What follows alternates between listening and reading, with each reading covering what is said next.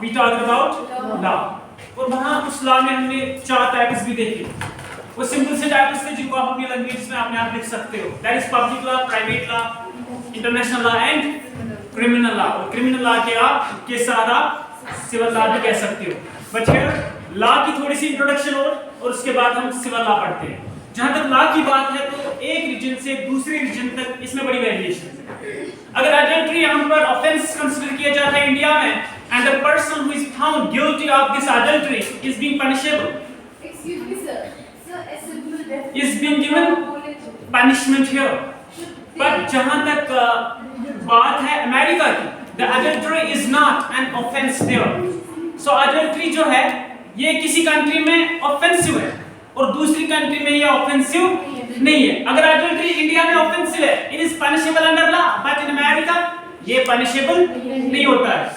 और दूसरी चीज जहां तक इन लॉज की बात है, these vary from one religion to another religion. As far as terminology is concerned, that is also different, and as far as the acts are concerned, they are also different. For example, a Muslim male can marry 4 times. At a time he can have 4 wives. But when we are talking about the Hindu community, a Hindu man cannot marry twice in his life because monogamy. Then that will be turned into polygamy. So that means he cannot have more than 1 wife. So it is also different from one religion to another religion. Now, as far as terminologies of the laws are concerned, in Islam this is known as हुक्म और शरिया या शरिया जिसको हम कहते हैं। जब हम Hindu mythology की बात करते हैं वहाँ इसको धर्म कहा जाता है। इसी तरह रोमन में इसको जस और फ्रेंच में इसको ड्रॉइट, अरबिक वर्ल्ड में इसको अल-कानून और तुर्किश और पर्शियन ईरान में इसको कहा जाता है कानून, etcetera, so on and so fourth. But as far as the laws, its category are concerned, we are going to study 2 categories in particular. One is civil, another is criminal. One is civil law, another is criminal law. But apart from civil and criminal law, there are other categories as well: public, private, and international. Public, private, and international. So, public law is the government. It is the state law. And in public law, there can be civil matters, there can be criminal matters as well. And as far as public law is concerned, it deals with the disputes between the people versus the government. Between the people versus the government. Or it can be between private organizations and government organizations. But as far as private law is concerned, ये वो private law होता है जहाँ पर mostly जो है private matters होते हैं।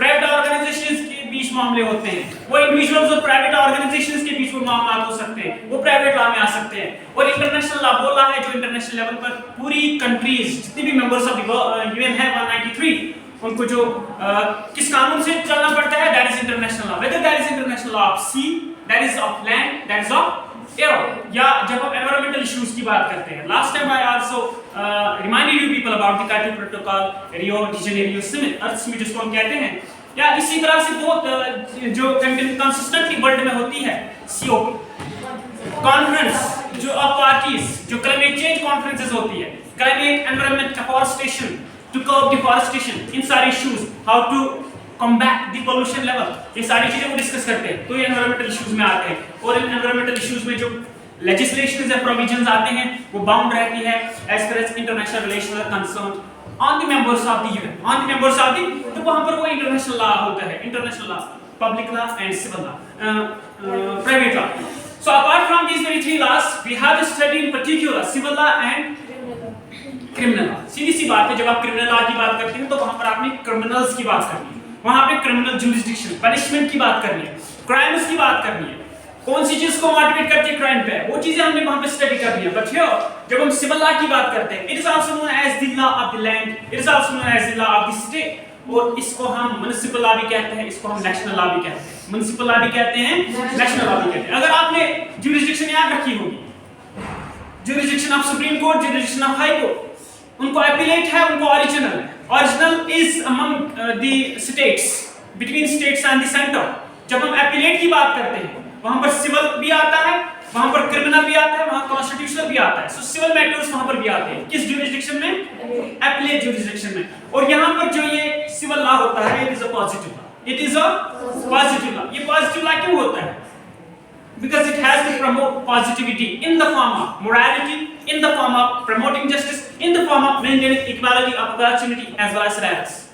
और जहां तक इस पॉजिटिव लॉ की बात है, इसके पीछे जो पावर या माइट रहती है वो स्टेट की रहती है, बिकॉज जब हम राइट्स की बात करते हैं, rights are recognised by society but enforced by state, and same is the case here, laws are recognised by society. It is the need of the hour, but it cannot be enforced by society. It can only be enforced by authorities. That is state. जो competent authorities, उस दिन मैंने आपको बता दिया, सिर्फ वही legislate करते हैं. So ये positive law होता है जिसके पीछे बैकअप रहता है पावर का, माइट का, सिर्फ इस चीज के लिए ताकि इसको स्टेट या अथॉरिटीज या गवर्नमेंट जो है वो इसको क्या करे, एनफोर्सेबल करे, एनफोर्स करे इस लॉ को.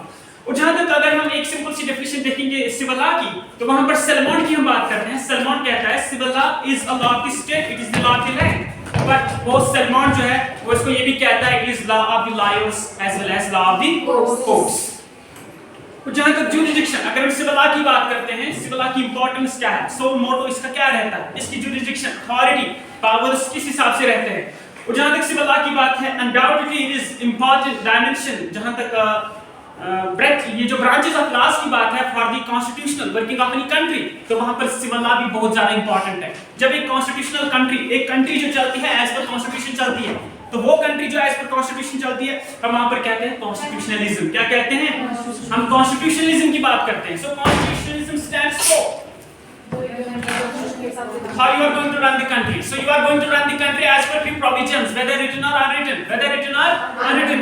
When you are working as per promoting rule of law, when you are working by maintaining rule of law, that means you are maintaining constitutionalism. You are working as per the constitution. You are working as per the constitution. So इसी तरह यहाँ पर भी है, जब हम civil law की बात करते हैं, it is one of the important part of the constitution of the country, या any constitutional country का जो है important portion ये सिविल लॉ भी रहता है. और ये सिविल लॉ क्यों important है, क्योंकि प्रोटेक्ट करता है सोसाइटी को या इंडिविजुअल्स को from biasness, from breach of law, from injustice, inequality etcetera. और जहां तक इस सिविल लॉ की बात है, ये क्रिमिनल लॉ से एक लिहाज से डिफरेंट है. क्रिमिनल लॉ में आप क्या करते हो, कल्प्रिट को आप पनिश करते हो, कल्प्रिट को आप, कल्प्रिट परपेट्रिएटर जिसको हम कहते हैं, जो जराइम पेशा बंदे होते हैं, जो गुनाह का मुर्तकिब हो जाता है, जो वहां पर वो जराइम पेशा अपराध होते हैं, उनको आप सजा देते हो, उनको आप पनिशमेंट देते हो फॉर द ऑफेंसेस. लेकिन civil law is totally different from criminal law because it just believes in paying the compensation to the victim rather than punishing the culprits. So यहां पर आप ज्यादा बिलीव इस चीज में करते हैं कि जो विक्टिम है उनको हम कंपनसेट करें, उनको जो नुकसान हुआ उसको हमें ज्यादा करें. वहां पे सिविल लॉ में यहां पर आप वो नहीं सोचते हैं कि जो कल्प्रिट्स हैं उनको हम पनिश करें, लेकिन यहां पर आपका ज्यादा जो मेन फोकस रहता है वो किस चीज पे रहता है, compensation for the victims rather than punishing the culprits और ऑफेंडर्स. और जहां तक मामला, वो कौन से मामला हैं जो सिविल मैटर्स सिविल लॉ में आते हैं, उसमें आते हैं जो लोगों के बीच आपस के मामला होते हैं, डिस्प्यूट्स, इश्यूज बिटवीन और अमंगस्ट इंडिविजुअल्स, बिटवीन और अमंगस्ट इंडिविजुअल्स, या यहाँ पर वो मामला आते हैं जो लोगों और कुछ ऑर्गेनाइजेशंस के बीच. लेकिन ये सारे मामला सिविल, ये सारे मामला, ये कोई भी मामला जो है वो क्रिमिनल ना.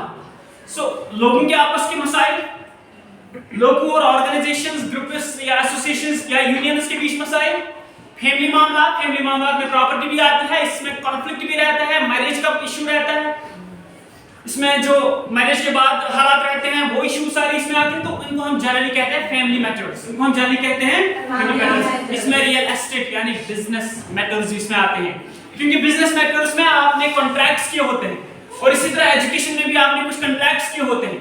वो सारे मामला जो हैं वो सारे के सारे सिविल मैटर्स में आते हैं, सिविल लॉ में आते हैं. सो जब हम क्रिमिनल एक्ट्स की बात करते हैं वो सिविल लॉ में नहीं आएंगे. And the only difference between civil and criminal law is this, civil law believes in paying compensation to the victim rather than punishing the offender, rather than punishing the offender.